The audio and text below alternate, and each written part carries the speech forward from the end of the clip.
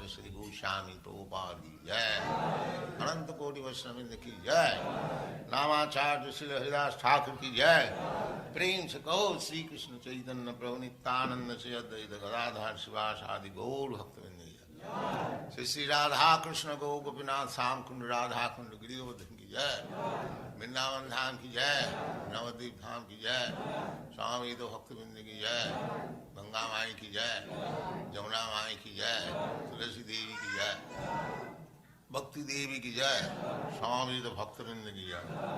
All glories to the assembled Lord. All glories to the assembled Lord. Thank you very much.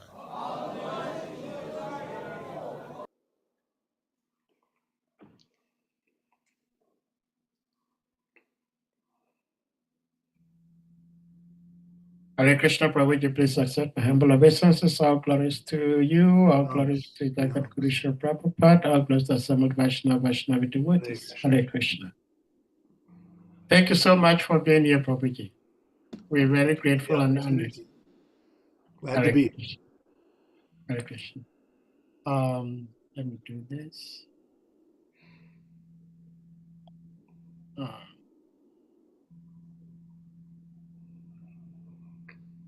There are a few devotees here, Prabhuji, but I believe we're going to start. And Hezbollah no longer poses a threat. Those who will be fortunate enough to be here, they will. So let me do this.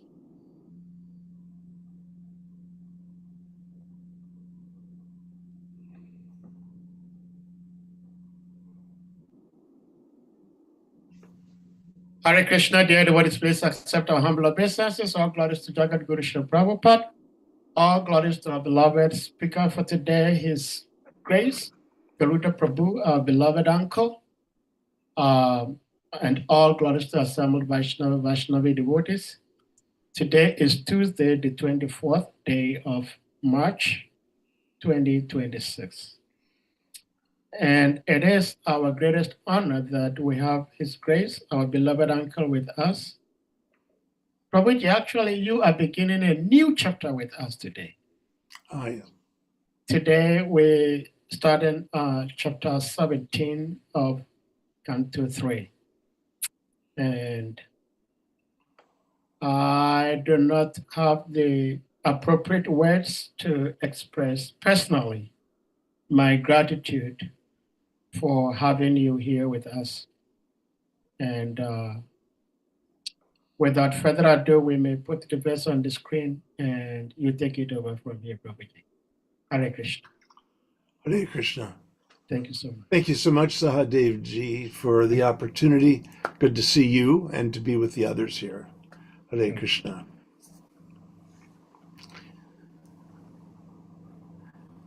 First, I'd like to start with a little invocation. Sure. Om Jnana Timirandasya Gyananjana Shalakaya Chakshurun Militam Yena Tasmai Sri Gurave Namaha. The universe embraces each one of us, yet we can be so blinded by darkness. Because our true teachers guide us with the light of pure knowledge, our eyes can be opened to the power and sweetness of illumination. Therefore, let us bow down before those who guide us on our spiritual path. Hare Krishna. Om Namo Bhagavate Vasudevaya. Om Namo Bhagavate Vasudevaya. Om Namo Bhagavate Vasudevaya. Srimad Bhagavatam, Canto 3, Chapter 17, Verse 1. Maitreya Uvacha Nashamyatma Bhuvagitam Karanam Shankayojitaha Tata Sarve Nyavartanta Tridivyaya Nivaukasaha. Okay, go to the translation.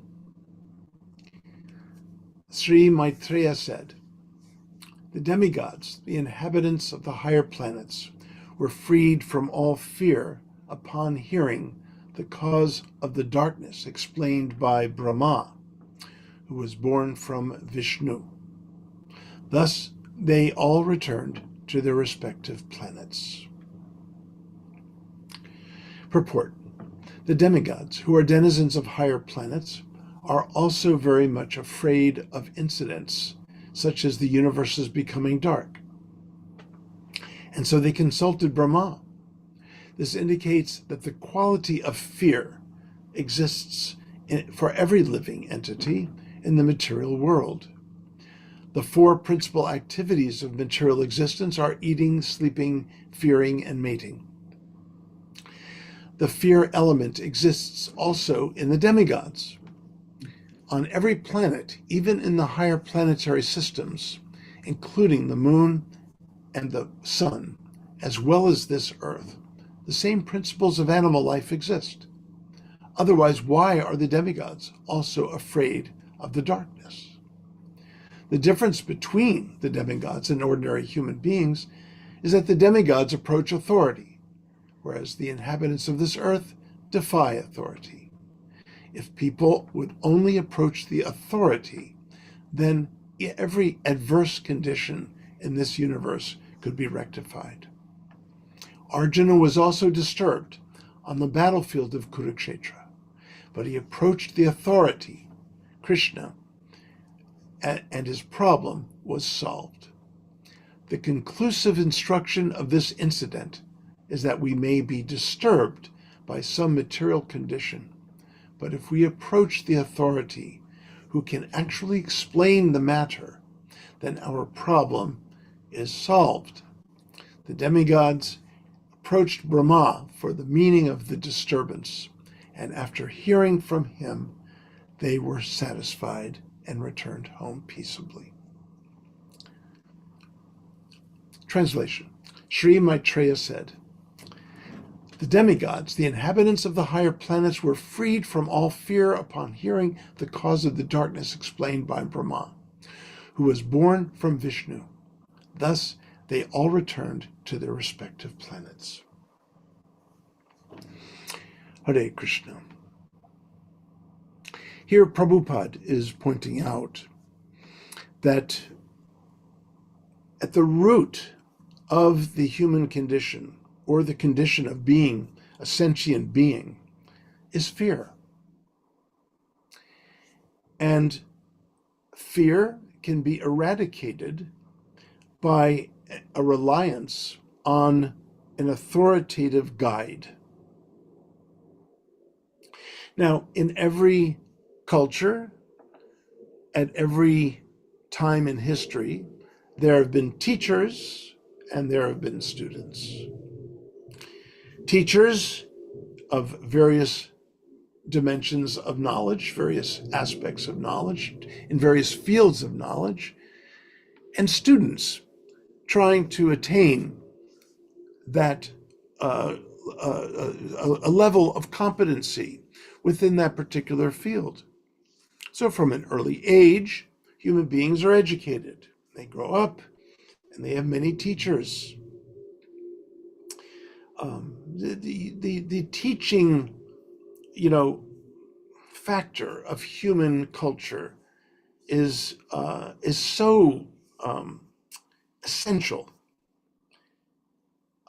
It's part of what we would call Guru Tattva. It's part of the reality of the transference of knowledge. But how rare is it to find a teacher who can elevate humans to a level of going beyond the human condition? This is a rare kind of teacher. Again, most teachers teach us about knowledge that is within this phenomenal realm.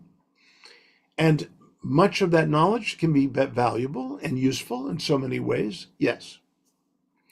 But what teacher teaches us about the ultimate reality and how to transcend the travails of this phenomenal world. This is a rare teacher. So the Vaishnava guru comes to teach. But here's the interesting thing about the Vaishnava guru. The Vaishnava guru is but a reflection or an external manifestation and a transparent via medium of what is already in our hearts as Chaitya Guru.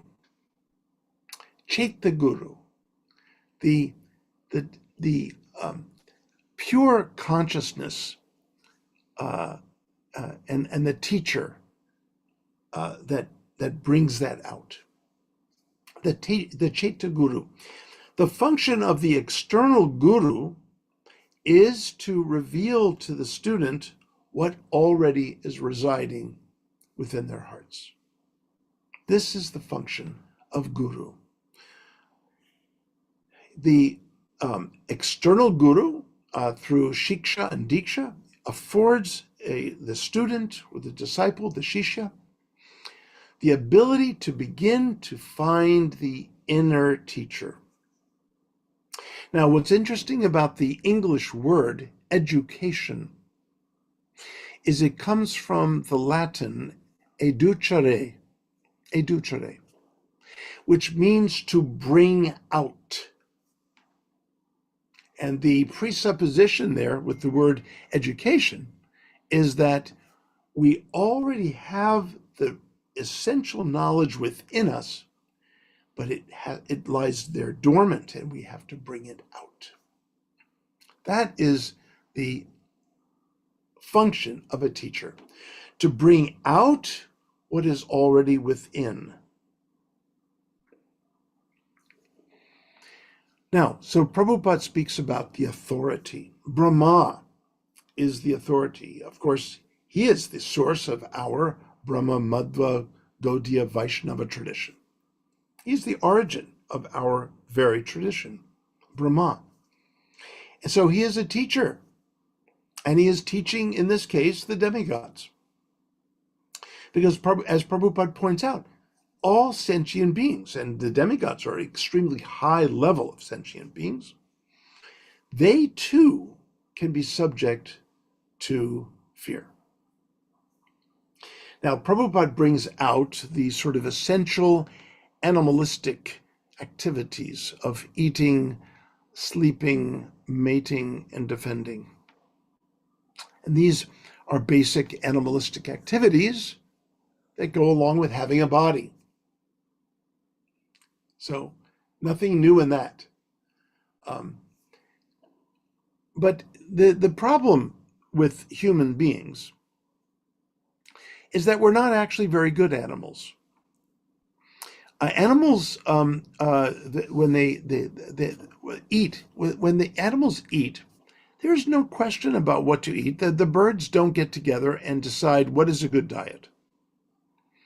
The squirrels do not get together and try to figure out, are certain nuts better than other nuts, and maybe we shouldn't eat certain flowers, maybe other certain. There's no dietary discussion going on among different species. They're already programmed to know what to eat. And sleeping. So just like eating, human beings don't know what to eat. They are bewildered by dietary options. And the same thing with sleep. Animals know when to sleep. They're programmed when to sleep. It's typically the case that when it gets dark, you sleep. When it gets light, you wake. There are nocturnal animals, and they're programmed to be awake at night. They don't question their schedule. Human beings will sleep anytime, anywhere, on anything. We are not well-programmed animals. So we're not actually as good as the animals in many ways. Eating, sleeping, and mating.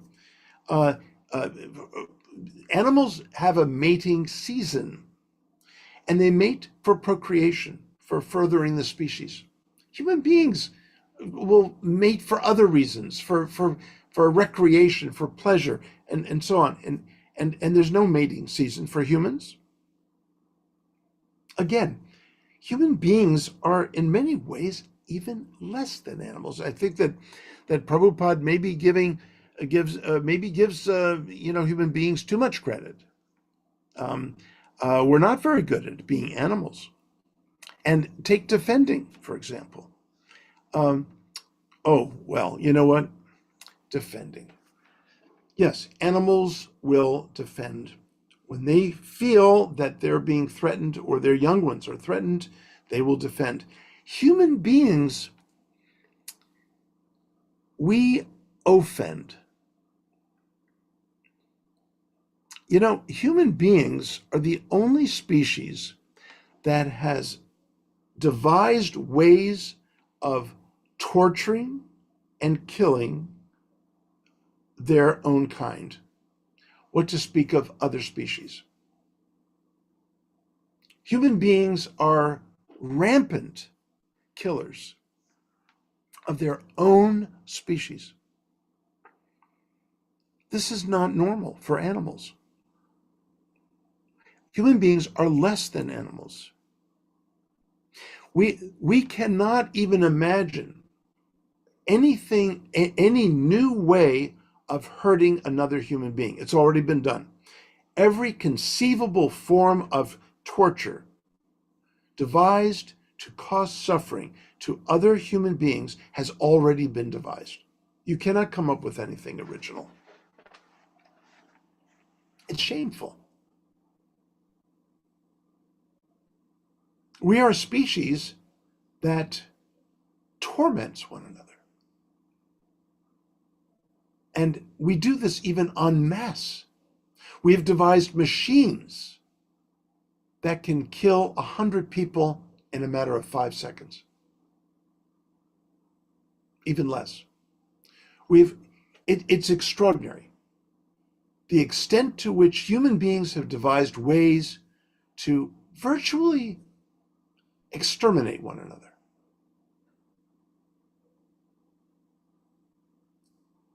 And while all of that is going on, it is an extraordinary privilege to be a human being, because in that human birth, we have the opportunity to rise to very amazing levels of the soul. So we have extremes in this world. We have human beings that want to destroy other human beings and programmatically do so. And at the same time, we have human beings whose hearts are so giving and so loving and so powerful that they can uplift thousands and millions of humans. We have that as well. We are the only species that can really consider the questions of existence, an understanding of ultimate reality, and a pursuit of the perfection of our existence. So there are those human beings too. We have extremes. The animal species, in many cases, the sensate capacities of other animals far exceed those of our own. For example, seeing. An eagle can see from 10,000 feet up. Their vision is extraordinary. Bats have radar. Dolphins have sonar. Dogs have a olfactoral sense that far exceeds the human. And there's so many other ways that animals exceed the sensate capacities of humans. So that doesn't separate us from animal kingdom. The problem with human beings is that we're not programmed. Well, we are, but we're not instinctively programmed. We don't come with a kind of instinct-driven programming. Rather, we are programmed by culture. The question then is, what culture, by what culture are we being conditioned? Ideally, that culture which allows human beings to completely fulfill their human purpose in this life is the best culture. Typically, cultures of the world keep us bound to this world. But there are cultures that lift us up, allow us to contribute amazing things to this world while being elevated beyond it. And that is the culture of Krishna Bhakti.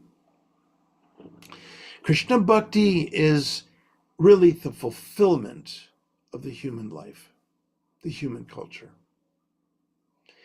And it is a culture that allows us to eradicate the core of all conditioning, which is fear. And that is what's being spoken of in this purport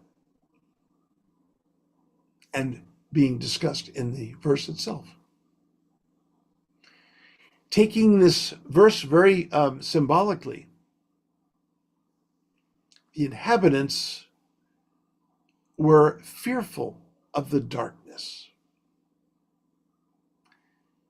And it is reasonable to be fearful of the darkness. As children, small children are fearful of the darkness. If anyone here is a parent, one knows that children get frightened by the dark. Sometimes the parent has to accompany the child and say the dark is good. It's a time of rest and peace, and one can enter into a state of sleep and rejuvenate during that time. Dark is also a time when the stars can come out and the moon. Darkness has its beauty. But fear is the opposite of love.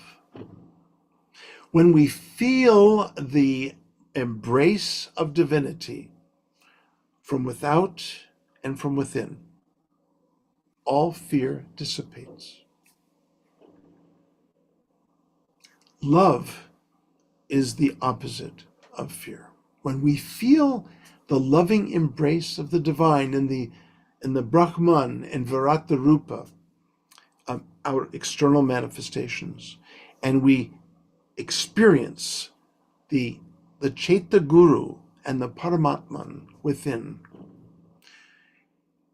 the soul finally realizes how the human heart is being nourished by a loving embrace of the divine. All fear dissipates. Our spiritual master, Abhaya Charanaravinda Bhaktivedanta Swami Srila Prabhupada. His name is right, it speaks, Abhaya, being without fear at the lotus feet. Charanaravinda, Charana, Aravinda, the lotus feet.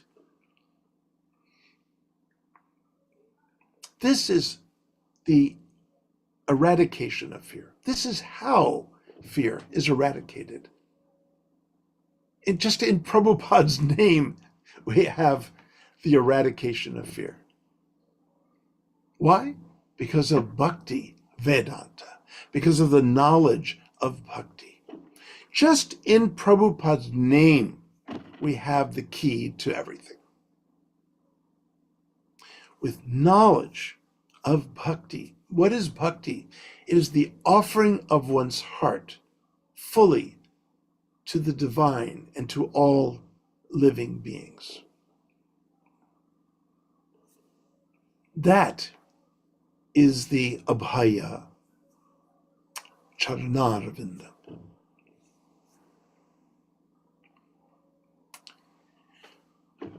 I mean, there's so much I can say about the idea of fear. The Bhagavad Gita has many verses that refer to fear. The first one being in the second chapter, verse 35. Krishna says, the great chariot warriors will believe you have retreated from battle out of fear. And among those who once held you in high esteem, you shall come to be taken lightly.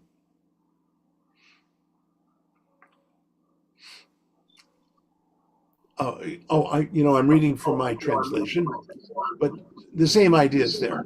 The same idea is there. Now, what about another verse? 256, second chapter, 56. The sun is shining very brightly through here. There we go. One whose mind is undisturbed in suffering, who is free from desire in all kinds of happiness, whose passion, fear, and anger have departed. Such a person, established in thought, is said to be a sage. Yeah. Stitadi Muni, a Muni, a sage, established in thought. Let's go through some other ones. In chapter 4, verse 10, free from passion, fear, and anger. Again, these are put together. Passion, fear, and anger. Immersed in me, taking full refuge in me, many purified by the austerity of knowledge have come to my loving state of being. You see how fear and love are in opposition.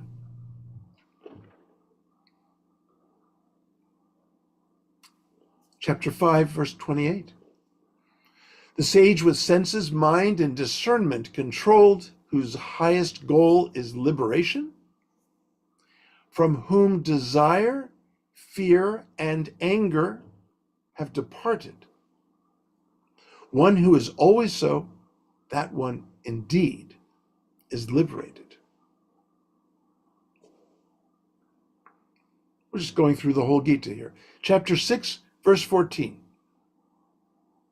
With the self quieted, with fear dissipated, established in a vow of chastity, controlling the mind with the heart. Mana sanyamya machittaha. Machittaha. One controls that fear with the mind, which is where the fear takes place. So manaha and then machittaha, you see. This is how one controls sanyamya, so having controlled in some sense the mind with the heart in me, Krishna says. One should be seated while absorbed in yoga, holding the highest. Chapter 10, verse 4. Discernment, knowledge, freedom from illusion, forbearance, truthfulness, restraint, calmness, happiness, suffering, coming into being, and cessation of being, fear, and indeed fearlessness. And it goes on. Nonviolence, sameness, contentment, austerity, charity, fame, and infamy. In their various forms, these conditions of being arise from me alone. We learn that fear And fearlessness then arises from Krishna alone. Now, that's demonstrated then when we go to chapter 11, toward the end, verse 45. Having seen what never has been seen before, I am exceedingly pleased, Arjuna says, yet my mind is distressed and filled with fear. O divinity, allow me to see that very intimate form. Bestow upon me your grace, O Lord of divinities, dwelling place of the universe. Now this is so significant. Why? Because Mahaprabhu Gauranga said in chapter 4 of Adi Lila, all the world is enamored by Aishwarya. And part of that Aishwarya is the Vishwarupa that was revealed to Arjuna by Krishna in the 11th chapter of the Gita. And while it was beautiful and amazing, but it was also fearful and frightful. It's too much. Too much. It's like standing on the edge of a cliff and looking way down into a cavernous hole in the earth, like in a canyon. It's beautiful, but it's scary. One scholar in the Western world described such a state as mysterium tremendum et fascinans. Mysterium tremendum et fascinans. Rudolf Otto, 20th century German theologian who knew the Bhagavad Gita and described the Vishwarupa as the experience of the Vishwarupa as mysterium tremendum et fascinans.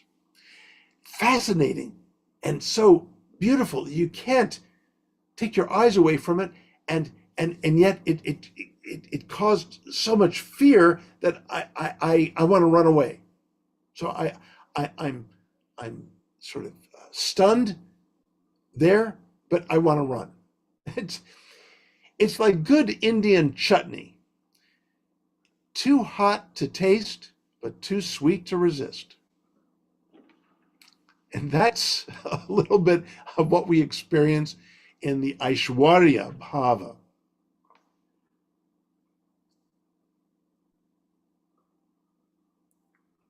Text 49. Krishna says, do not fear and do not be confused. Having seen such a frightful, awesome form as this one of mine, as one whose fear has been dispelled, with mind appeased, once again, you may behold my very intimate form. So this is Mahaprabhu, reflecting all of this. Mahaprabhu said, all the world is enamored by my Aishwarya, but I have come to bring Madhurya, the sweetness of intimacy with the divinity. This is what Mahaprabhu came to bring us, the gift of this intimacy. And in that state, there is absolutely no fear. Although I'm going to contradict myself in a minute, okay? So,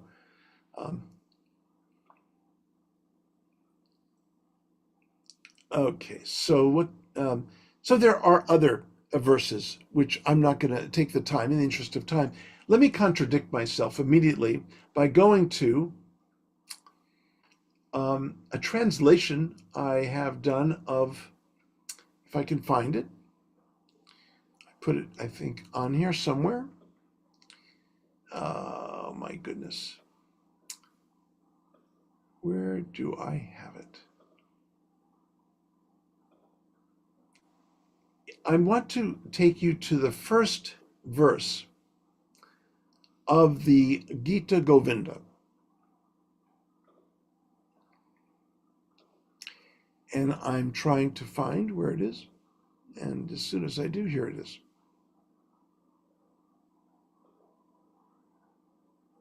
Okay. I want to take you to the first verse of the Gita Govinda. This is a text, we all know, and then I'll wind up and open up for questions and comments, if that's okay with you, Sahadevji. Okay? Yeah. So I want to contradict what I just said, that in Madhurya, in the rasa of the sweetness of Sringara rasa, there's no fear. Well, that's wrong. Okay? I'm right and I'm wrong at the same time. I want to prove how I'm wrong by reading to you my translation of the first verse of the Gita Govinda. The Gita Govinda is the one text that celebrates Radha and Krishna. And Jayadeva Goswami, having written this in the 12th century in Sanskrit, it is one of 5 favorite texts of Mahaprabhu. The poems of Chandidas and Vidyapati, the Brahma Samhita, Ramananda Roy's, I think it's Jagannath Natakam, I think, and the Gita Govinda. These were Mahaprabhu Gauranga's favorite texts. And the first verse reads like this: clouds cover the sky, the forest floor is darkened by tamal trees. Tonight he is fearful. Now, O Radha, you must lead him to the sylvan alcove.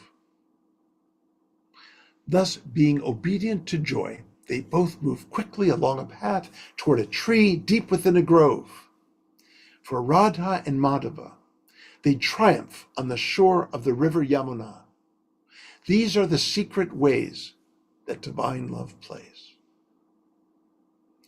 Okay, let's go back. The first half of the verse is in quotation marks. Clouds cover the sky, the forest floor is darkened by tamal trees. So here we have, again, the theme of darkness. Okay? Darkness. And what does that precipitate? Well, often darkness and fear are partners. Tonight he is fearful. Okay, so who is fearful?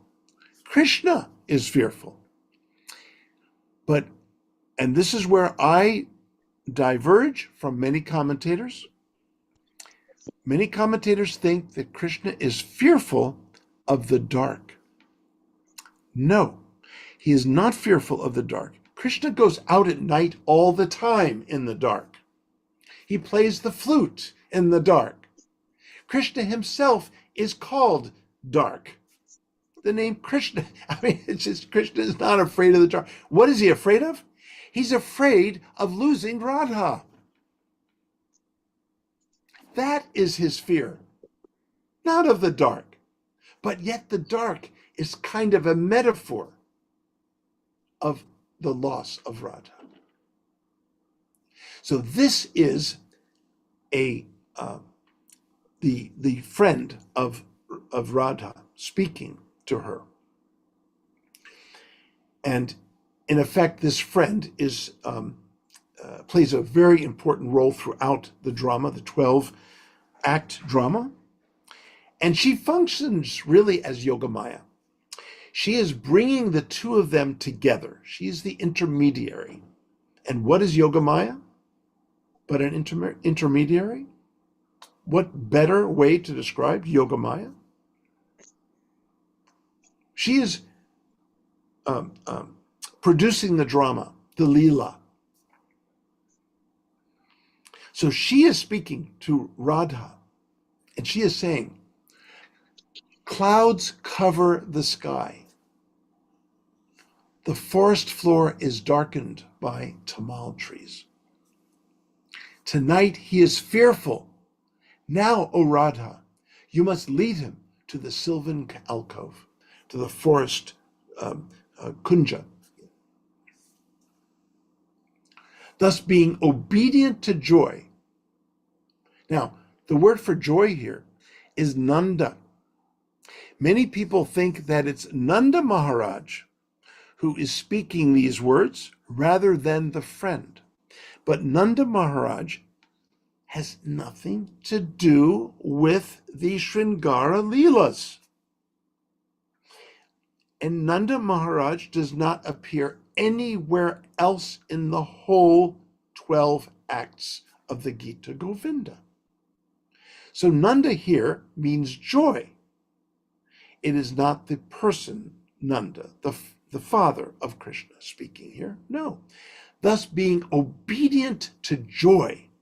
And that is our bhakti process. We are not a process of fearing God, as we find in Western biblical culture. To fear God is considered a great achievement. We do not fear God. We submit and are obedient, not out of fear, but out of joy. That is our process. Thus, being obedient to joy, they both move quickly along a path toward a tree deep within a grove.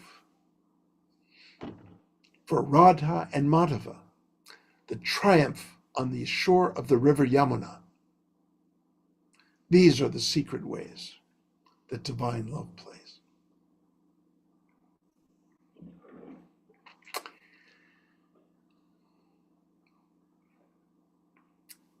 I think I'll stop there. After that, how much more can be said? Anyway, the Gita Govinda is a text that eventually I will translate for the devotees. So this first verse is the bija of the whole text. So anyway, Sahadevji, I turn things over to you. Hare Krishna, Prabhuji. Thank you so much. I believe that I was originally from the spiritual world, and now I have been in this material world for billions and probably trillions of years. So I don't really recall the spiritual, emotional feelings of the spiritual world, but you teleported me, and I believe other devotees, to that abode today with your presentation. And I can't thank you enough. I had said this before the Katha, and during the Katha, I am really thankful to myself saying what I said at the beginning, because I have experienced what I had said in my intro. Prabhuji, thank you so much. This is so nectarian.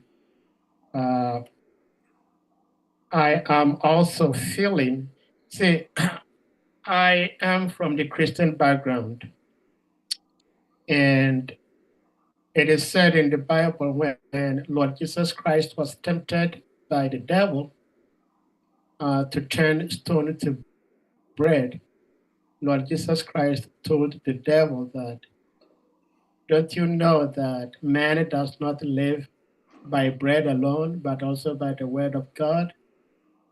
And this word of Krishna, this Krishna Katha, is so fulfilling. Yeah. Thank you so much, Prabhuji. We are very Pleasure to serve. My pleasure to serve, Sahadevji. Thank you so much. Mother Gail, please, you may unmute. Hare Krishna. Hare Krishna, Prabhus. Hare Krishna. Hare Krishna. Yeah, I have a question, but before I ask it, can I ask you to quickly repeat Lord Chaitanya's, I think it was Lord Chaitanya's 5 favorite scriptures? Gita Govinda was one, huh? Yes, Gita Govinda. Brahma Samhita. That's right. What? I didn't hear. What? Go ahead, Sahadevji.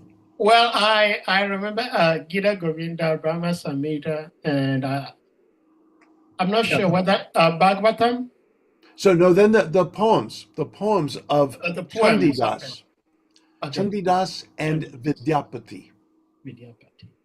The poems of Chandidas and Vidyapati, are Yes, those two different yes, books?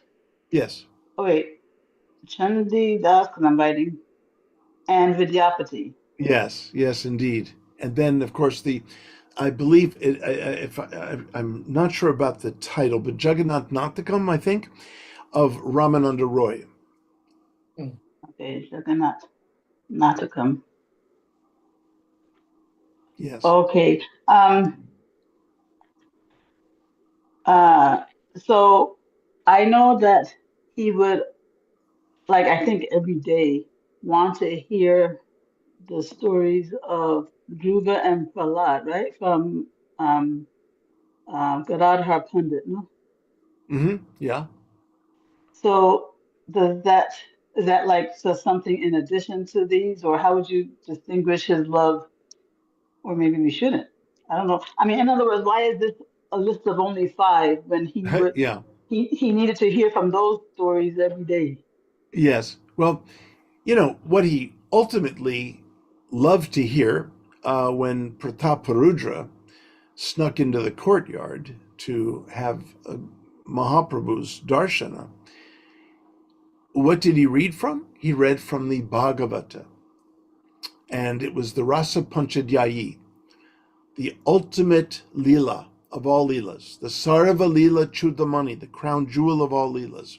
The Leela Sara, the essence of all Leelas, is the Rasa Panchadhyayi, the 5 chapters of the Ras Leela, 10th canto, chapters 29 through 33, which I have written about extensively in this book, The Yoga of Love, published by Oxford University Press.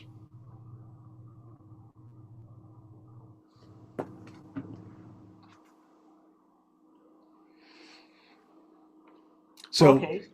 but it's not my designation that these are the 5 favorite books.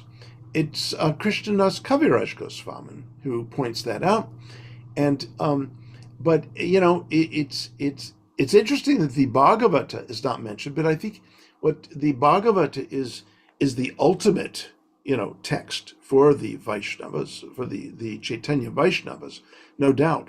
But aside from that, those I believe were the 5 favorite sources beyond the Bhagavata. Mm-hmm. Okay, Prabhu. Yeah, I'm so happy that you made fear the theme of your lecture today, because this my burning my burning issue, you know. And I was just talking to Krishna about it like yesterday again. So here's my question. Well, you brought up a paradoxical point, I think, because you said on the one hand, fear is the opposite of love, right? But that Yes, we should bring our heart to Krishna, right? that's right. And Yes, and to me, revealing your heart to Krishna means coming as you are, yes. wherever that Nice, is, right? nice. Mm-hmm. And but where I happen to be is in fear, you know. Yeah, yeah. So it's like I'm trying to love Krishna, but I have this fear at the same time, which I am supposed to bring to Krishna, Yes, you know. So it seems a little bit of an irony, paradox, whatever you want to call it. yes, So my real question is, you know, how do I deal with this fear? Because my real objective is not even, you know, ecstasy of being in a relationship with Krishna, as much as it is um, wanting that Prahlad type trust and confidence in Krishna's love for me. You know, mm-hmm. like if you throw me in a pit of mosquitoes, which I would fear more than the snakes, you know, or or any of my deepest fears, if I were confronted with any of my deepest fears, I would want to be able to respond from the heart like Prahlad. Right? Yes. But my problem is I'm afraid of how Krishna is going to get me from here to there. And I don't Mhm. want him to do it by throwing me in a pit full of mosquitoes or making me confront any of my deepest fears. So, but I do want to get to Krishna. So, how to keep my fear from being an obstacle Yes. to that Yes. Prahlad type love and trust and confidence? Yes. So Prabhupada reminds us that this bhakti process is about the purification of the heart. So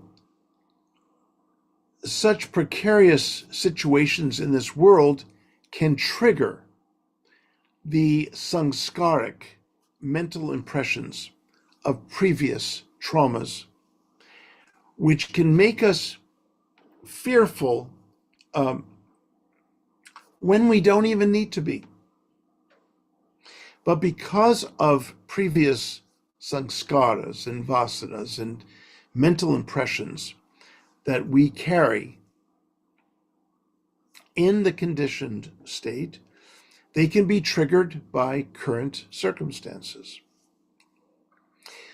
The way to, the antidote to that is love. So the opposite of love is fear. The way to eradicate fear is to be loving Krishna, as you know, and to keep going in that direction. So our process is to serve and to love Krishna.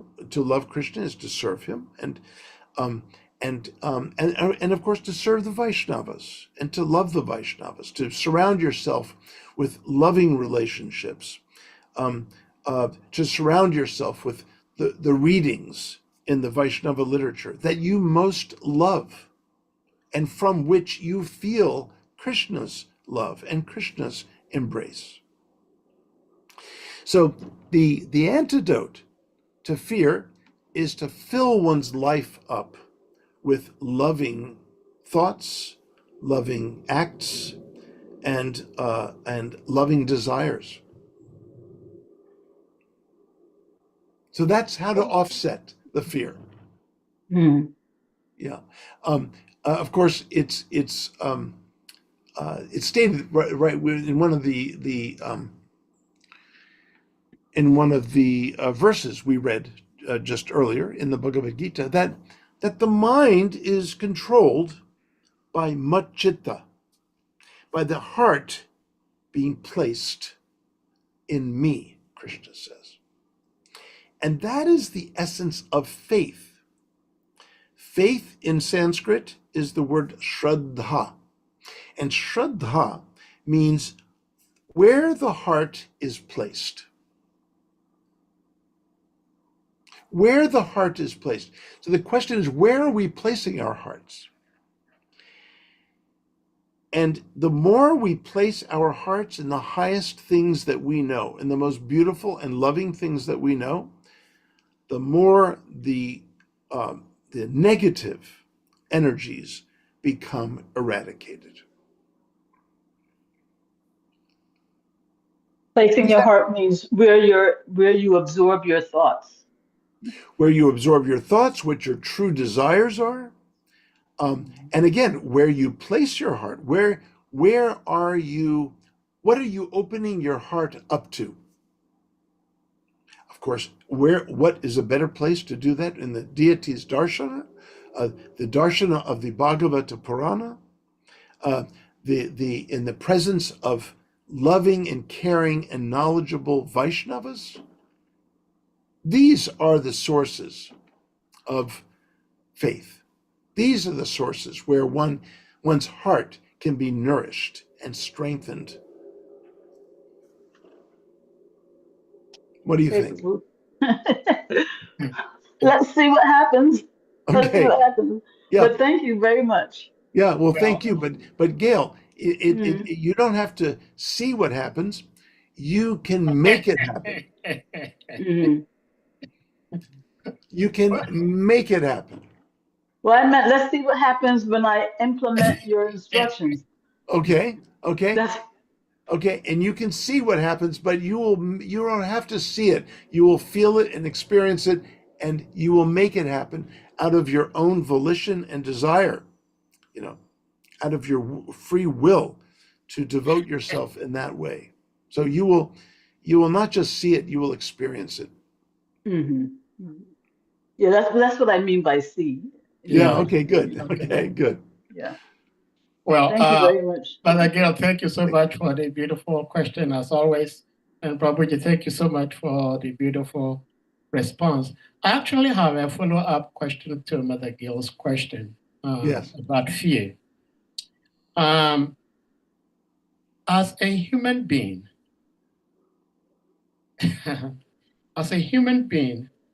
Prabhuji, I believe that there are certain characteristics that are kind of innate in all of us as humans. And one of such innate characteristics is that of fear. Even a child has fear. So I've seen several times when a baby is thrown in the air and let loose as if it's going to fall, the baby demonstrates fear. And I was thinking that there is no way that fear can be eradicated completely from us as humans. And then you quoted Bhagavad Gita 256, wherein Krishna, educating Arjuna, is saying that it is possible that one becomes fearless. Yes. Now, I am wondering, how can one be fearless and be a preacher at the same time? Because the description Lord Krishna was given to Arjuna was like that of a yogi whose lifestyles are quite different from the Vaishnavas. The yogis usually are like to themselves. They just meditating, they just want to. And I think the same chapter 256, Srila Prabhupada gives lots of detailed purport, giving like different levels of munis. But I just need you to help guide me as to how a human being can truly rise above this emotion called fear.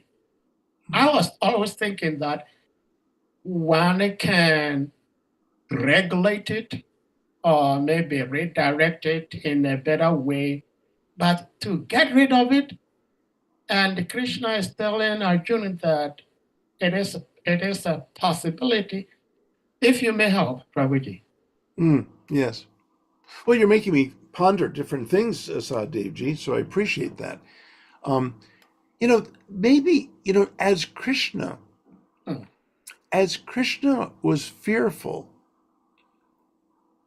that he would lose Radha, I think there is a healthy aspect of all fear in a sort of ultimate sense.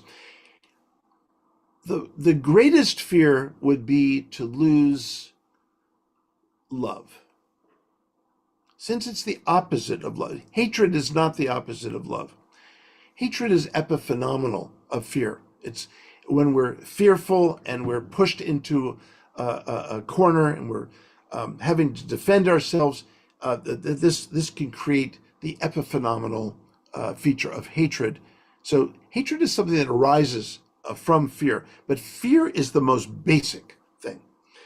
And it goes right back to our unsteadiness, our kind of fragility as a tatastha shakti, as tatastha shakti. There's the chit shakti and there's maya shakti, and we as humans are in the middle, right in the liminal position of tatastha shakti. And, you know, it's a very insecure position. You know, it's like balancing on the edge of a razor. Nothing really can balance on the edge of a razor. You're either dipping over to the left or over to the right. And tatastha, sta means standing, and tatas means on the shore, standing on the shore. And what is the shore? The shore is neither the water or land. Or the land. Yeah. So, you know, we're in this very kind of precarious position. So the question is, what do we choose? What do we choose? When we choose, you know, the land, we're choosing to serve ourselves. We're choosing the water, we are merged with the divine elements. So we can choose. Even in the conditioned state, as we're dealing with so many mental impressions from past years or past lives even,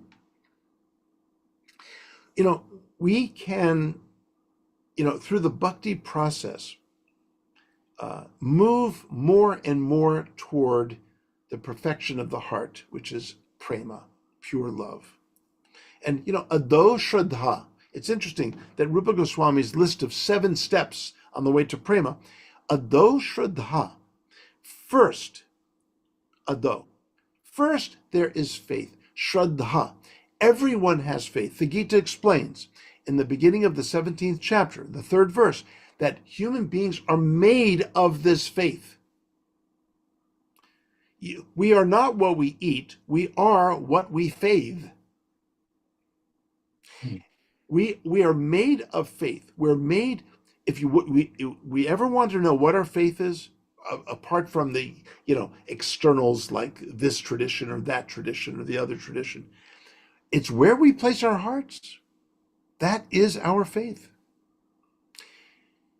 And faith is not a static thing. It can grow more and more toward sources of love. And that's the ideal nourishment of the heart. The ideal placement of the heart is more and more toward the source of what nourishes the heart, namely love. So ado shraddha, and then tata sadhu sangha. Okay. Now here gets the tricky part. Then there is the coming together with sadhus. What is a sadhu? One who has perfected one's heart. Now we may get together with persons whose hearts are not perfected in love, but they're going in that direction. And that's the important thing, that we're all moving in the direction of sadhu, which means perfect. It's also an adjective, by the way, not just a noun. Sadhu, it means perfect. So that's the next step, to move in the direction of a community of bhaktas, so as to then eventually attain bhajana kriya, the sacred actions of loving worship and diksha and shiksha.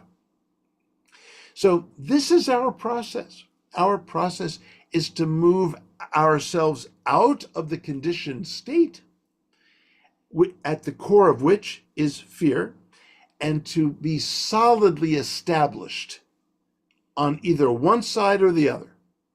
So we may be on the one side, but we're moving more and more toward that elevated state, the source of love, and to find that source of love in the hearts of others as well. Yeah. So it's a rich process, isn't it, Sadhu? Yeah, very, very, very, very rich. Yeah. Wow. Yeah. Well, Prabhuji. Yeah. Thank you so much about this concept here, which really is engulfing everybody in this material world. And I was thinking, if fear is is a person, then who could be the father and the mother? And I'm thinking the father and mother of fear will be loss and pain. Mm. When one believes that he is going to lose something, then this sense of fear comes about. When one feels that he is going to have pain, then this fear comes about. And so in the story we are just reading, it's interesting. I don't know why I never thought it that way. I never thought that the demigods will also have fear. Yeah. But Prabhupada is helping us understand from their expressions, they're also very much fearful because they also feel that they're going to lose something. Right. Nice. Now, my question is, as long as we are in this material body, and we know that we could lose a loved one, we Yes. could lose our own body, we could lose our vitality, we could lose our strength, we can lose our sense of whatever, like we have, excuse me to say, this terrible disease, dementia, Alzheimer's disease. You have it, you can't really recollect anything anymore. So these things cause fear. Yeah. And I am wondering, at what point can one truly disassociate himself from all these material, temporary connections we have? My brother, my sister, my wife, my children, my body, and the fear that I'm going to lose them. And knowing that in reality, I'm not going to lose them. Theoretically, I can sit here and say that I haven't lost my father. But I mean, I've lost my biological father, I've lost my biological mother.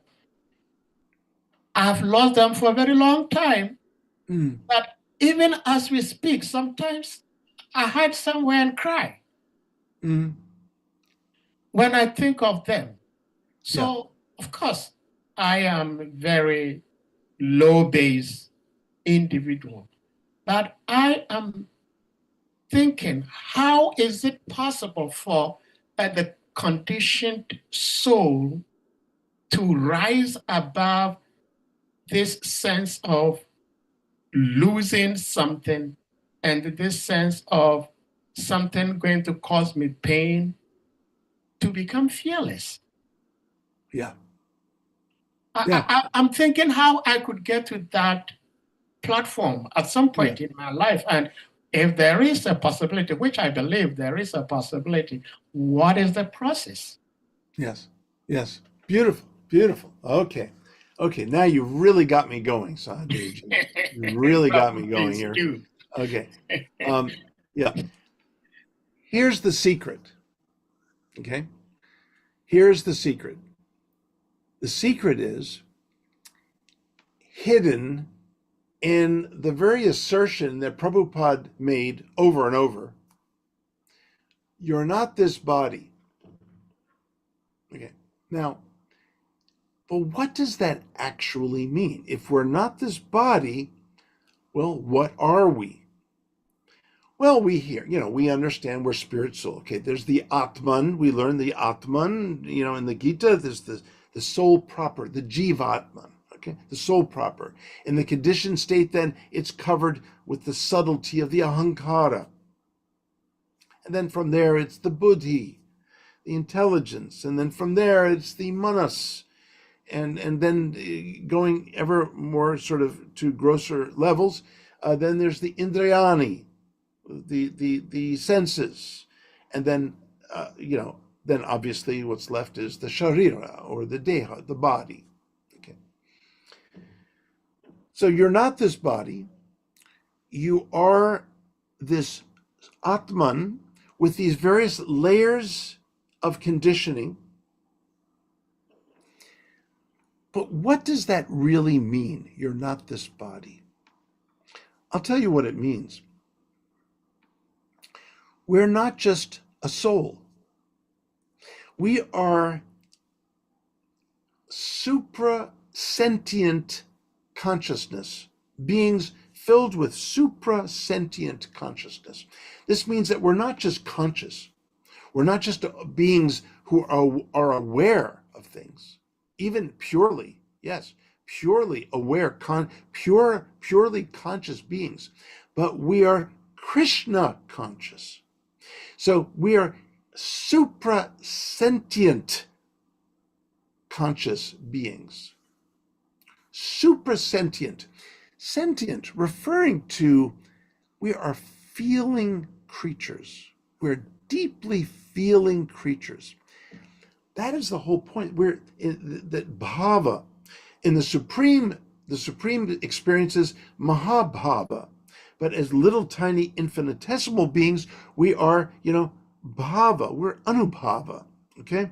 Now, so what I'm saying is that when we think about you're not this body, we have to relate to one another, ideally, as not one body to another. So when I see you, Sahadevji, I see you in the video screen. I've never met you in person, but sometimes I feel like I have. But there you are in the body. But what I'm really focusing on is the energy coming from your heart to mine, and how my heart is responding with its energy to yours. It's all about the energy of the heart. And I'll tell you another little secret here. Not only are we suprasentient conscious beings, by the way, this is a phrase I've made up, I've invented, suprasentient.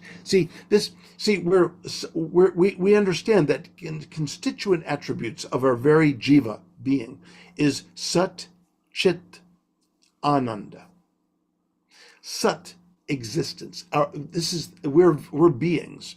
We're jiva beings. We're infinitesimal beings, but we're eternal, infinitesimal beings. That's sat.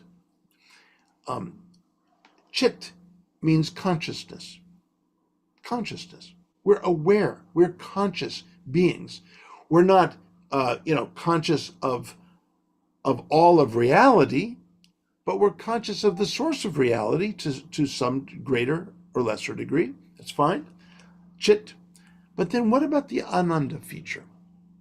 The ananda feature, which typically is translated as bliss, but morphologically it means supreme joy. Ananda. Supreme nanda, joy. Supremely joyful, because we experience and we feel things so deeply to the very core of the Atman. That is the suprasentient quality, the suprasentience. We feel things, and this is why we enter into the world of the heart, of the divine heart of Radha and Krishna. So we are beings ideally that transact relations with the energies coming from our hearts. And that is pure Sangha. That is Sat Sangha. The coming together of, Hridaya Sangha. And I'll just leave you with this. The words for heart in Sanskrit are many, by the way. I've counted at least 10 different ways to say heart. And of course, there is the cognate heart in English, which directly translates hrid, heart, hrid. You can hear it. But then there's the other word, hridaya. Why hridaya? When you already have heart as hrid, why the extra AYA? I'll tell you why. Aya means flow. what flows from the heart. This is where, when you think of your mother and your father, Sahadevji, there's loss, but there's gain. Every loss necessitates, or necessarily refers to a gain. The problem with the conditioned response to loss is that we will get absorbed in that and tend to forget that we have what has been gained, and that is permanent. The loss is connected to what's impermanent. The gain is permanent. My, relationship with you, Sahadevji, in these short little sort of transactions we've had here in these classes, I feel great affection for you. That's coming from my heart. I appreciate your devotion and dedication to Krishna Bhakti, to a life of Krishna Bhakti and serving the Vaishnavas. And to me, that is a very loving thing that my heart witnesses, and I become all the more filled up with that. That's permanent. My heart is all the greater because I've met you. Had I not met you, not interacted with you, that would be that much less. My heart would be filled with affection at the heart energy, the flow of the heart's energy. That is why Prabhupada says, we're not the body.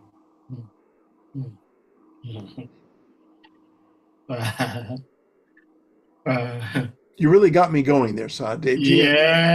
Yes, Prabhuji. See, I'm an African. I came to US when I was already an adult, and I schooled in Africa, and I schooled in the US also.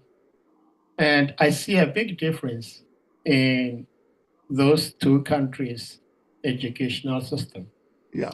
In Africa, even in secondary, tertiary schools, we have teachers. Yeah. In the US here, we don't have teachers, we have instructors.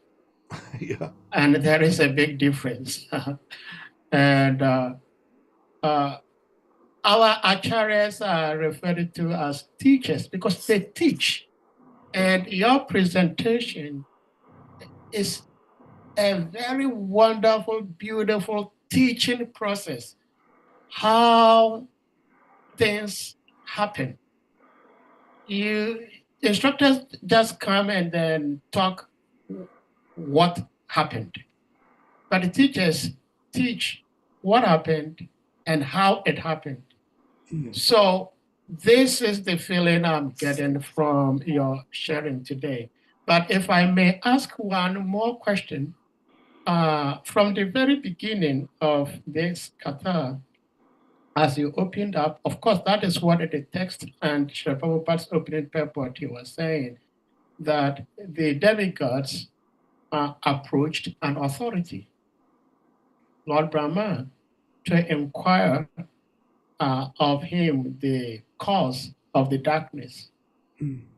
So it is that in our case, when we are faced with challenges, we go to an authority for a solution. Yeah, that's now, right. What happens when the authority that we have to approach to help clarify our confusion is himself not a practical individual? In other words, he's telling me to stop or quit smoking cigarette, but he himself smokes a cigarette. I remember when I took nutrition in class, when I studied nutrition, and my instructor then, very nice person, was talking about the dangers of drinking soda. And it says a can of soda contains this number of teaspoons of sugar in it. So don't drink it. It's not good for your health. Right. However, there was no single time I saw this teacher in the classroom without a can of soda in her hand. She herself was always drinking soda, even though she was telling the students not to drink it. So my question is, if someone is an authority, but he himself does not practice what he is saying, Yeah. how does the subject or the student have faith in such an authority to go to such a person and inquire of this person of his dilemma, of his confusion? Yes. And how should the student not also demean or overlook or disrespect or whatever? A leader is a leader, but Yes. what should be the students' I'm looking for the appropriate word because I do not want to send myself to hell. But what should be the best approach of the student towards this authority? Yeah. If you may help. Yeah. Well, Confucius, the great teacher, produced the Analects. In his teachings, the expression in English comes from Confucius: practice what you preach. Yeah. And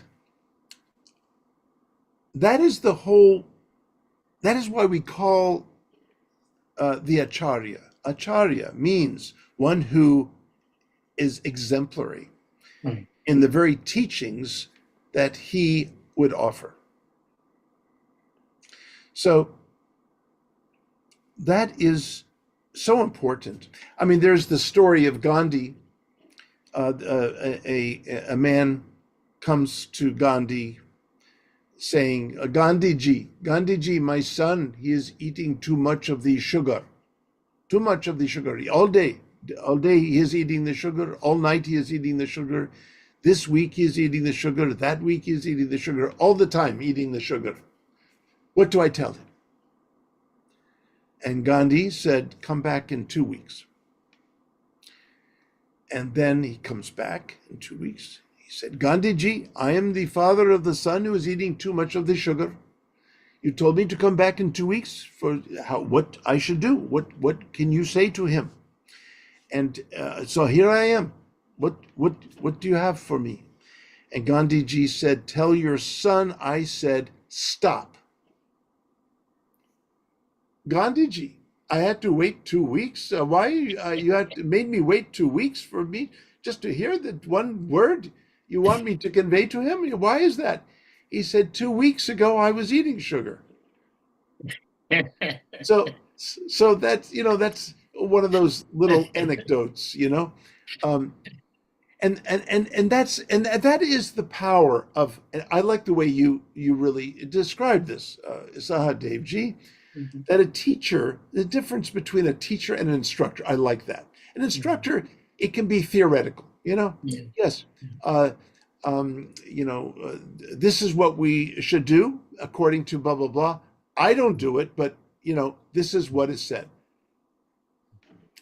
A teacher is someone who does teach from experience. Teacher is someone who really can transmit something powerful about a field of knowledge that he or she has indeed experienced. The Vaishnava teacher teaches with the energy coming through the Guru Parampara, as we know. So that energy is both coming through the teacher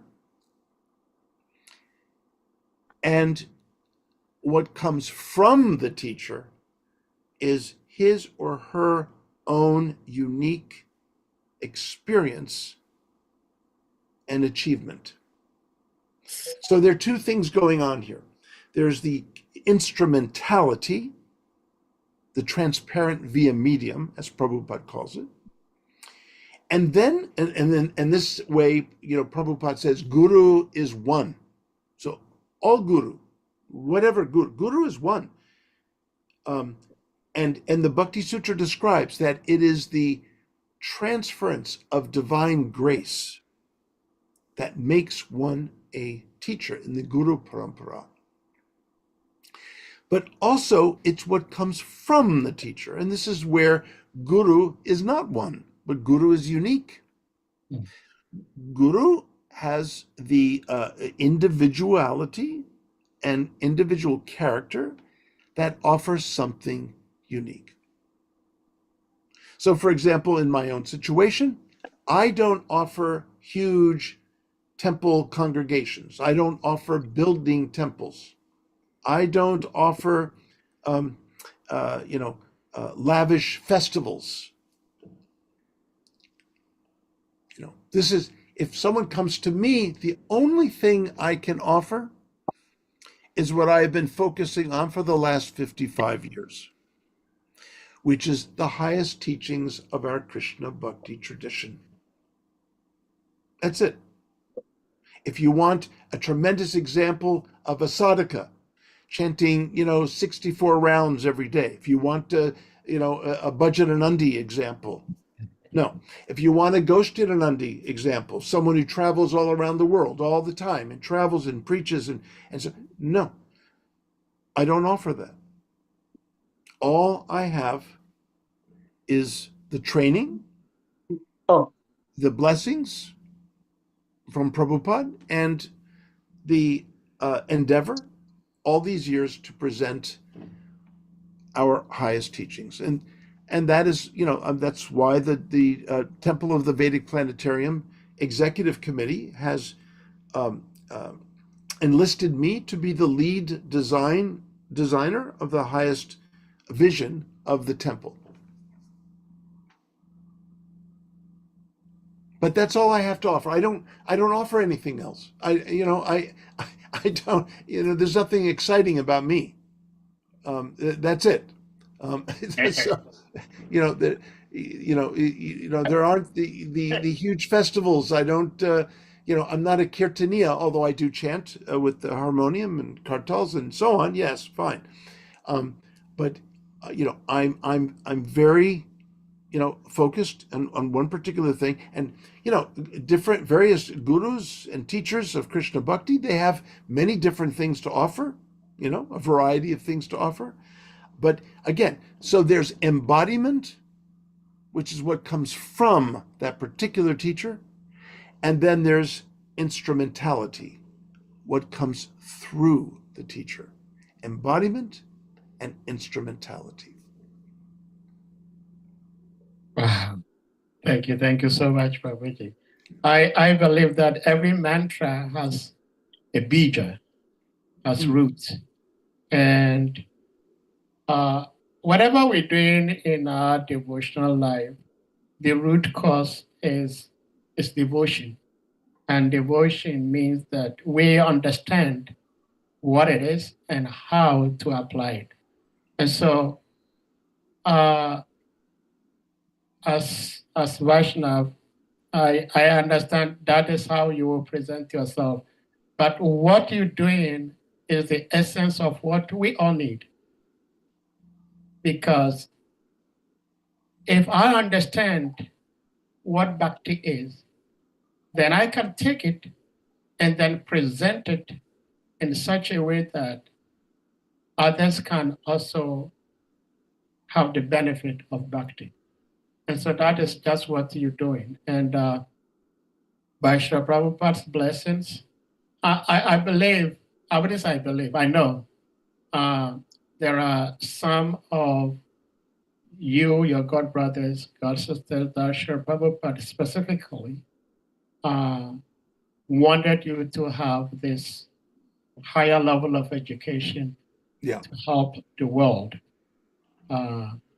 It's something interesting that oftentimes some of us overlook, that even though Srila Prabhupada came to the West, He was preaching to everybody.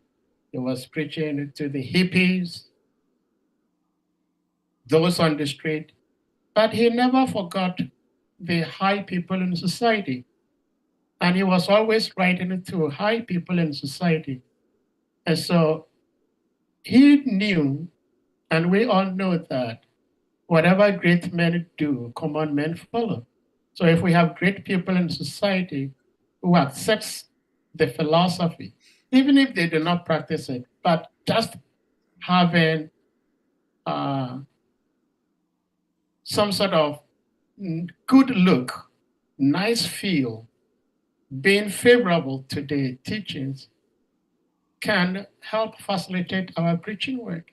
So thank you so much, Prabhuji, for what you've been doing for all these years.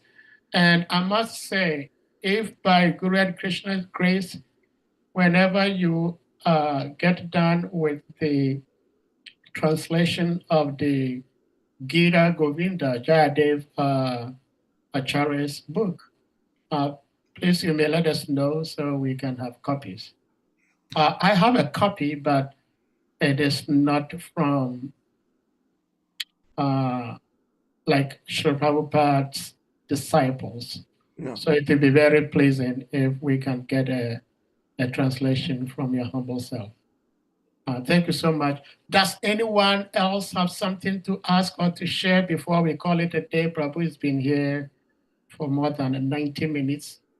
I love soccer, and the soccer time is 90 minutes. So it's almost time for completion. Yes, But if indeed. anyone has something to add or ask, please you may do so before we call it a day.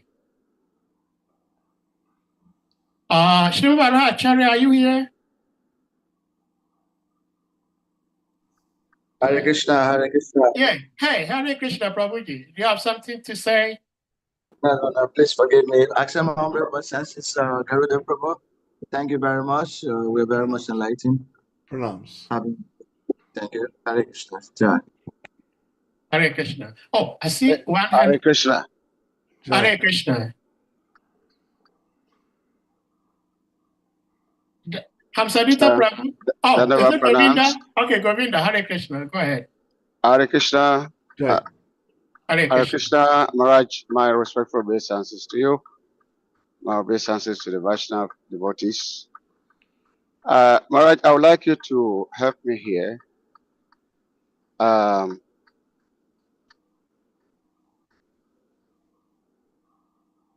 In your narration to Sade Prabhu's last question, you said something about the instrument and what goes through the instrument and the instrumental and what goes through that instrumental.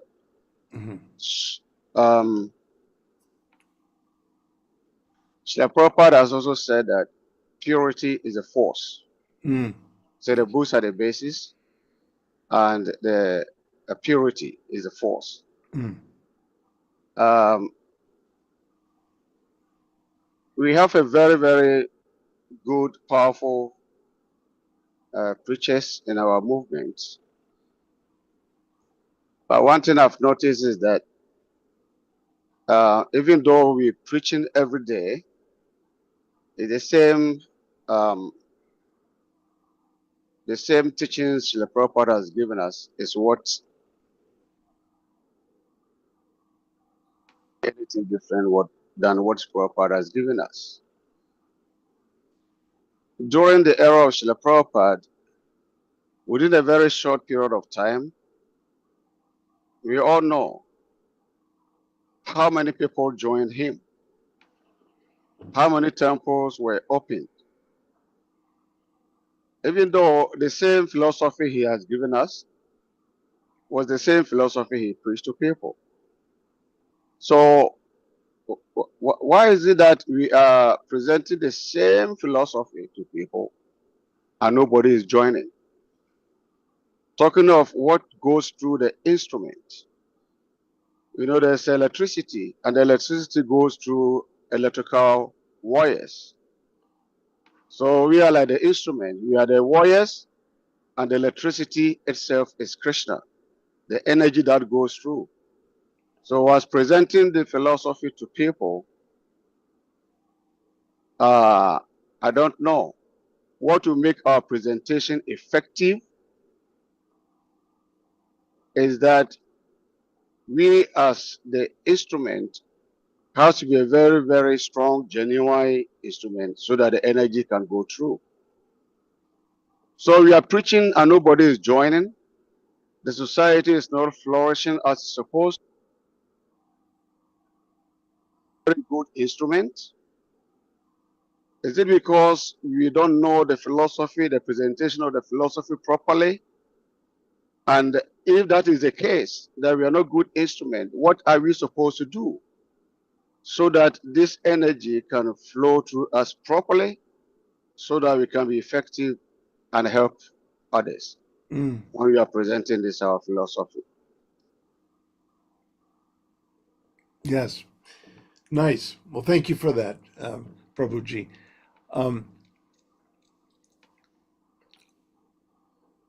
It's hard for me, from my position, to analyze the kind of social conditions surrounding the movement and its ability or inability, both. Its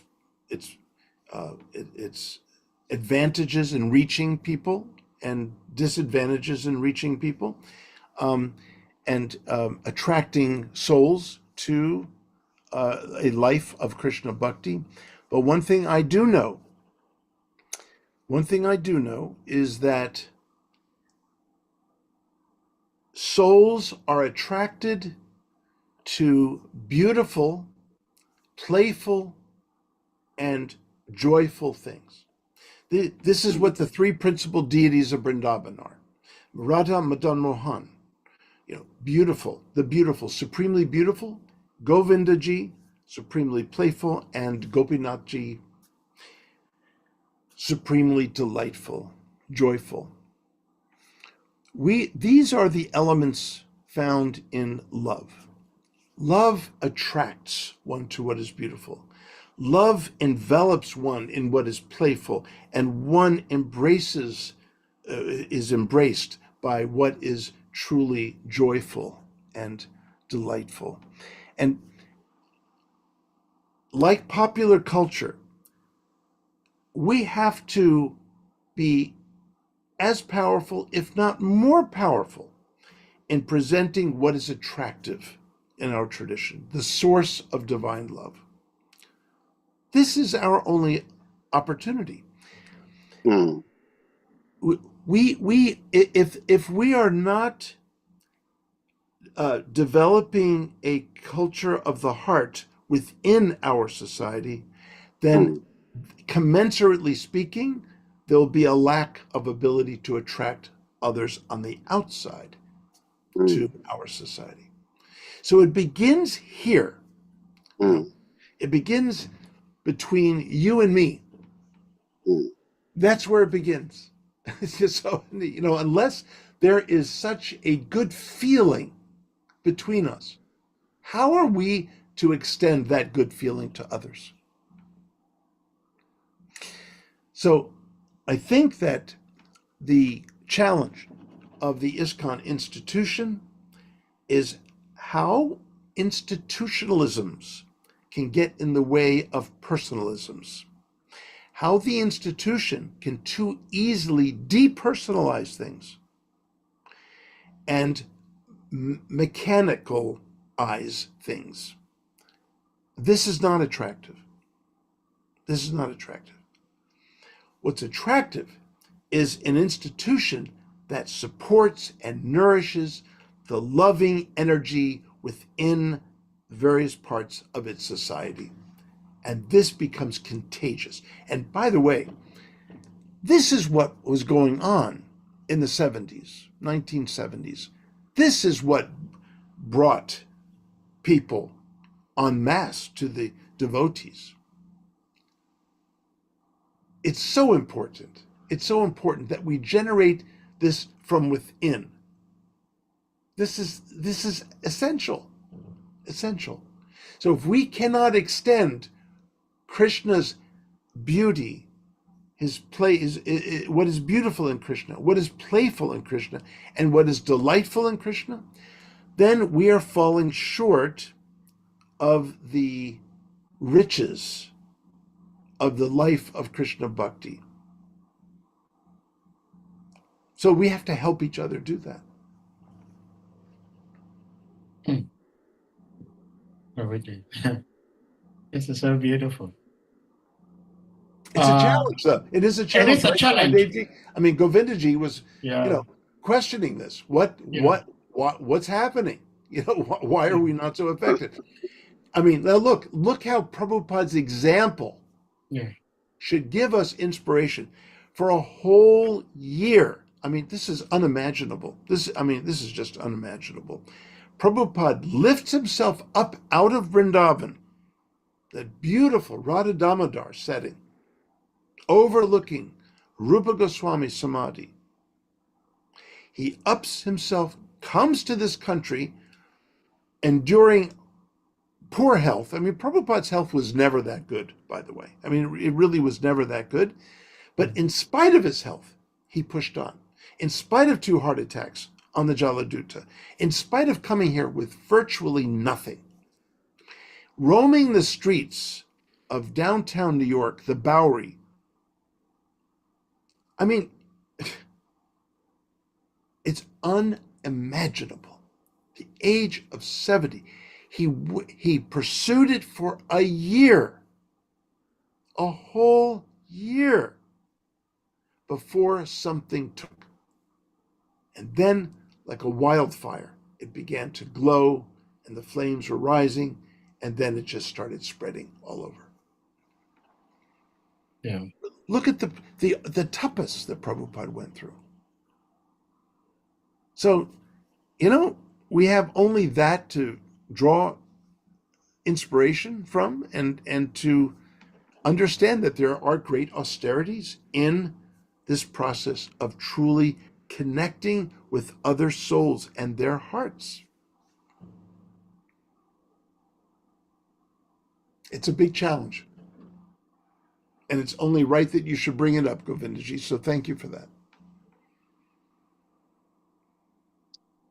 Yeah, thank you very much, Prabhu. Is it that, like you're saying, Srila Prabhupada struggled very much with different kinds of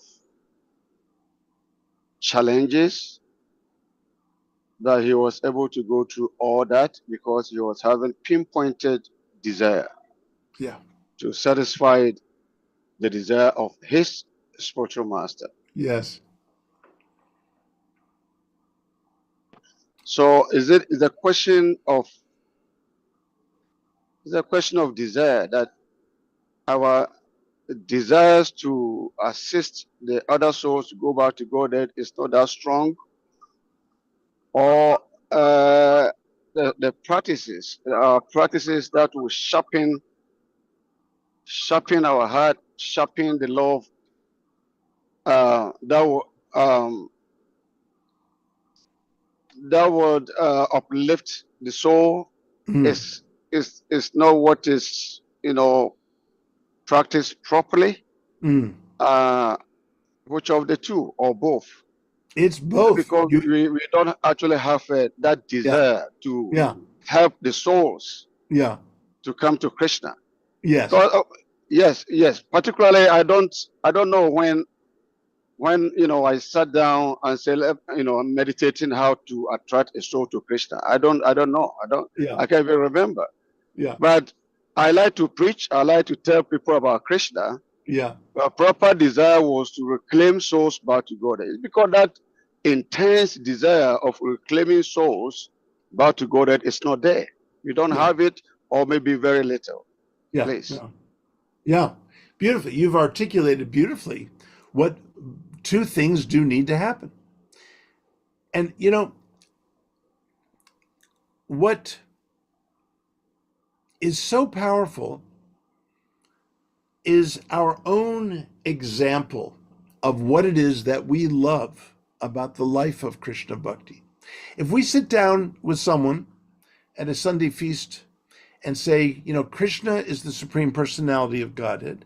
Prabhupada is his pure devotee, and we're all trying to serve this mission of spreading Krishna bhakti, love of Krishna around the world. And, you may want to consider doing that. It's a wonderful opportunity. It's a blessed opportunity. There's nothing really wrong with that. But you know what's more powerful? Stating what personally moved you. When I first met Srila Prabhupada, my whole life changed.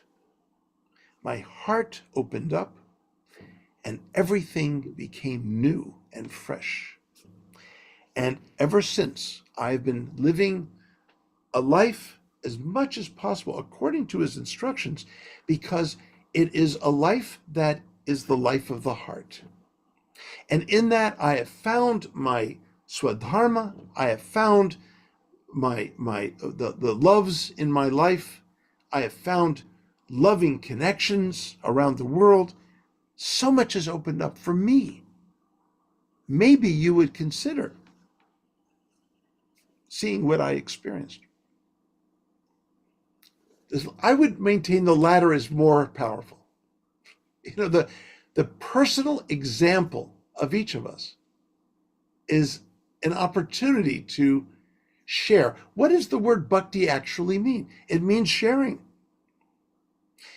Bhakti is all about sharing. It's not so much about telling, it's more about sharing. And that means sharing from them. So what is your story, my dear friend?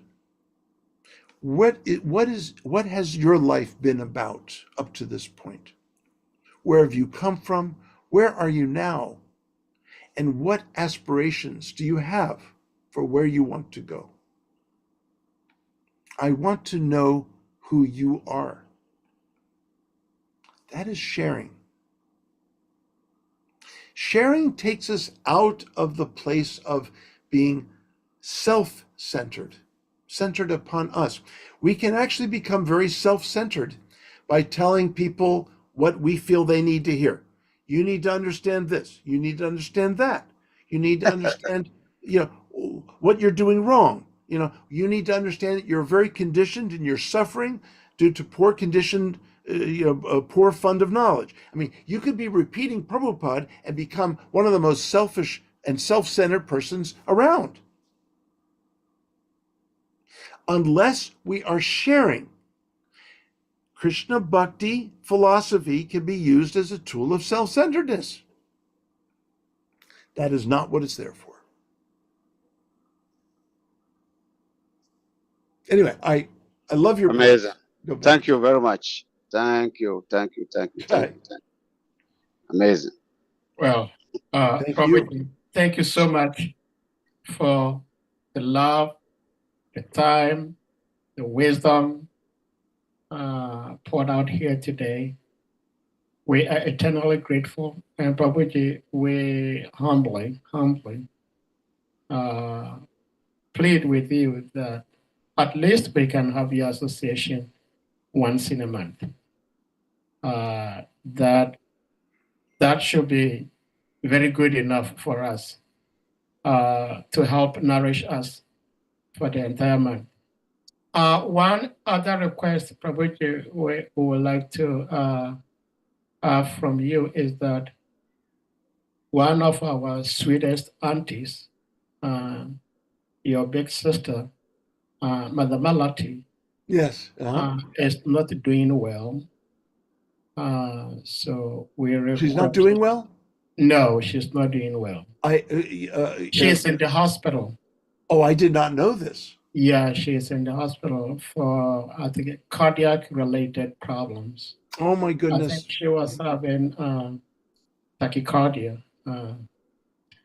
So we're asking devotees, and you being a very sweet big brother, we come to you to also remember her in your prayers. It's quite bizarre to say the least, in the sense that she was here speaking to us, sharing her love with us as she usually does. Yeah. And then 2 days later, we heard that she was hospitalized. Oh, gosh. Okay. So that is kind of a very big, bitter pill to swallow. Yes. To Yeah. say the least. So we pray that you remember her in your prayers. Thank you for letting me One know. last thing I would like to say is that Srila Prabhupada did not say that none of us couldn't do what he has done. He actually encouraged us to do more than he has done. Lord Jesus Christ said the same thing. So I'm not in any doubt that we could do as much as Srila Prabhupada did. But I also do not want to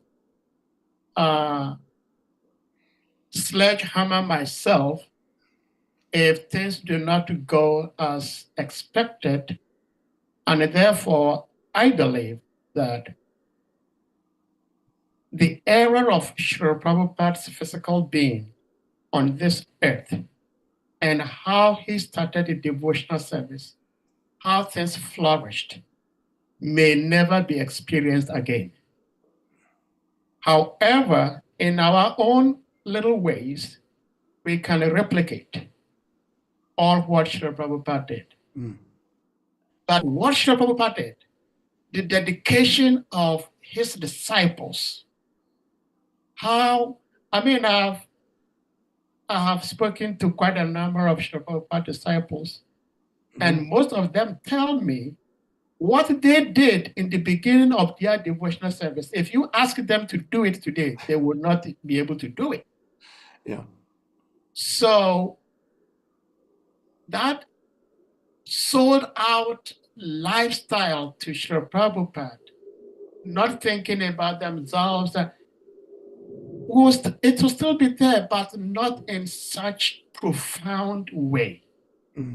I believe that it is something Srila Prabhupada himself has done, Lord Krishna has created for us to use as a reference point to help us in our devotional service. And therefore, if we are unable to come up to that level, we shouldn't kill ourselves.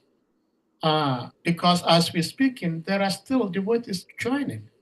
There are people joining devotional service, not en masse as during Srila Prabhupada's time, but the three beautiful things, Prabhuji, you shared with us, beautiful, I think I put it here so I don't forget, beautiful, playful, joyful, these three folds, I believe if we all try to put them into practice, we'll become fully satisfied.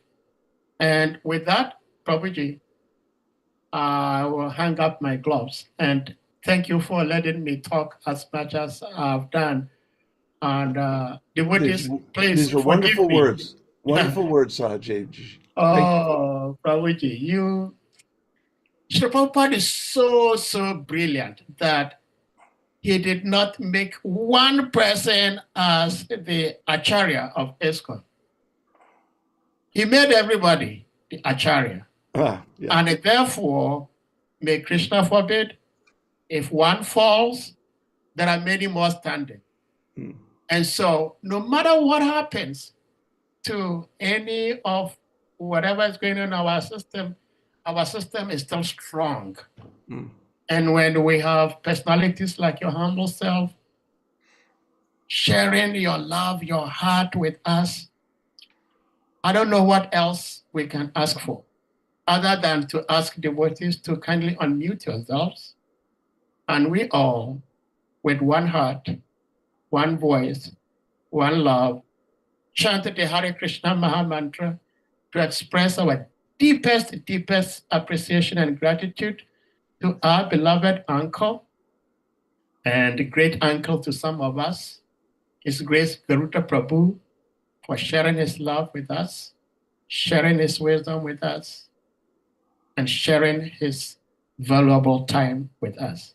Please, you may all unmute and we all do that, please. Jai. Hare Krishna, Hare Krishna, Krishna Krishna, Hare Hare, Hare Rama, Hare Rama, Rama Rama, Rama Rama, Hare Hare. Vancha Vancha Karuya Vacha, Ivacha, Patitanam Pavanabhyo, Vaishnavibhyo Namo Namaha. His Grace Gurudas Prabhu ki Mm. Jai. Garuda Prabhu ki Jai. Jagat Guru Shri His Prabhupada co-founder ki Shara Prabhupada ki Jai. Jai, Jai, All Jai, glorious Jai, assembled Jai, devotees. Hare Krishna. Jai. Thank you so Hare. much. Love to all of you. Hare Thank you Krishna. so much, Prabhuji. We are very